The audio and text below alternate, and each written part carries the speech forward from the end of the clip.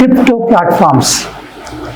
Now we are seeing many Indians are dealing with digital assets, maybe cryptocurrencies or any other digital asset for trading and investment. Majority of the traders, not only from Indian digital assets but also global digital assets, crypto platforms and any other digital assets speculation platforms. Now the Center Board of Direct Taxes has issued the compliance network for all these digital asset platforms. Crypto exchanges and other digital asset intermediaries will now have to collect and use taxes, tax residency, taxpayer identification details, and reportable transaction information and share it annually with the Income Tax Department. It means that all the transactions entered into by Indian residents in digital assets, maybe in the form of crypto or any other asset, any other digital asset, the information has to be passed on by the intermediaries to the Income Tax Department annually. The detailed compliance this requires the detailed compliance framework for reporting crypto asset service providers to comply with reporting obligations under the Income Tax Act 2025, making a significant step in India's adoption of OECD crypto asset reporting framework.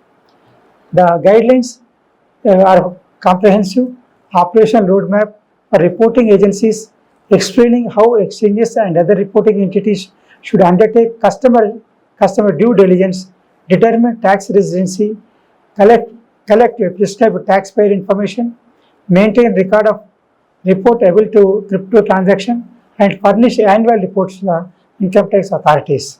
In future, the Income Tax Department may require the intermediaries to provide the information maybe instead of annually, maybe quarterly or half yearly also. The CARF was designed to plug information gaps that allowed crypto assets to be held or transferred outside traditional financial system, making it difficult for tax authorities to track cross-border transactions. It is in some of the regulators, the cryptos or digital assets are used to undertake unaccounted transactions outside the system so that the transactions will not come to the knowledge of the tax regulators. The stringent framework creates a common global reporting standard under which participating jurisdictions can automatically exchange information on reportable crypto transactions, much like existing common reporting standards for financial accounts. If there is any inconsistency, the provisions of the Income Tax Act and rules will prevail instead of the rules framed under for the digital assets in any other laws. It means the Income Tax Act provisions and rules will prevail over the rules regulating the digital assets transactions in and outside India by the Indian residents.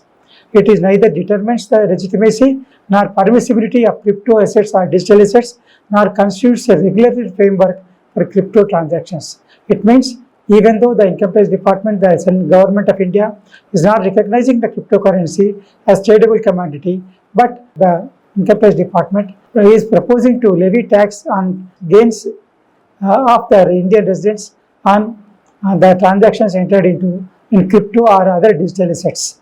It means without recognizing the permissibility of crypto assets, the Indian regulators, Income Tax Department, tax regulator, Income Tax Department is emphasizing to collect the tax on the gains achieved by Indian residents on transfer of assets, digital assets like crypto and other assets inside India or outside India.